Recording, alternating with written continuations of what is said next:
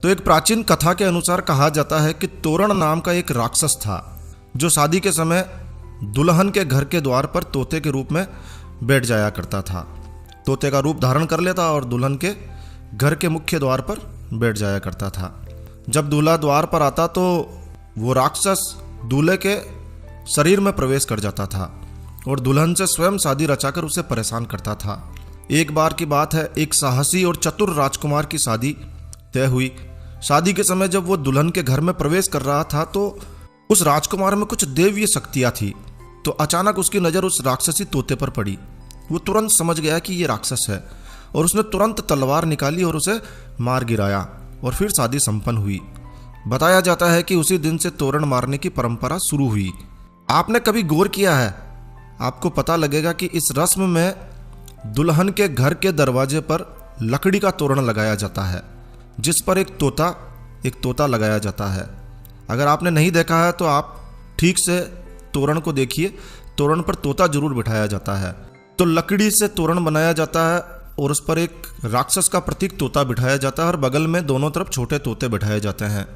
दूल्हा जब शादी के समय वधू के मुख्य द्वार पर आता है तो तलवार से उस लकड़ी के बने राक्षस रूपी तोते को मारने की रस्म पूर्ण करता है। गांवों में तोरण का निर्माण खाती के द्वारा किया जाता है, लेकिन आजकल बाजार में सुंदर सुंदर तोरण मिलने लगे हैं। कुछ तोरण तो चाइनीज तोरण है जिस पर गणेश जी और स्वास्तिक जैसे धार्मिक चिन्ह अंकित किए होते हैं। और फिर क्या होता है, दूल्हा बगैर जानकारी के उन पर तलवार से वार करता है, तोरण मारने की रस्म पूर्ण करता है, लेकिन जानकारी नहीं होती है और वो गणेश जी और स्वास्तिक जैसे पवित्र चिन्हों पर अपनी तलवार चलाता है। शास्त्रों के अनुसार तोरण पर तोते का स्वरूप ही होना चाहिए, दूसरा कोई चिन्ह नहीं होना चाहिए। लेकिन इन दिनों तोते की जगह तोरण पर गणेश जी या अन्य धार्मिक चिन्ह अंकित कर दिए जाते हैं। दूल्हा भी तोरण की जगह उन पर ही वार करता है और कहते हैं कि भारतीय समाज में पति पत्नी के मध्य अनेक प्रकार के विवाद, तलाक बढ़ने के मामले के पीछे भी यही कारण है। तो विद्वानों को भी इस बात को समझकर प्रचारित प्रसारित करना चाहिए। एक तरफ हम शादी में गणेश पूजन करके उनको रिद्धि सिद्धि सहित शादी में पधारने का निमंत्रण देते हैं और दूसरी तरफ हम उन्हीं पर तलवार से वार कर उनका अपमान करते हैं। ये उचित नहीं है।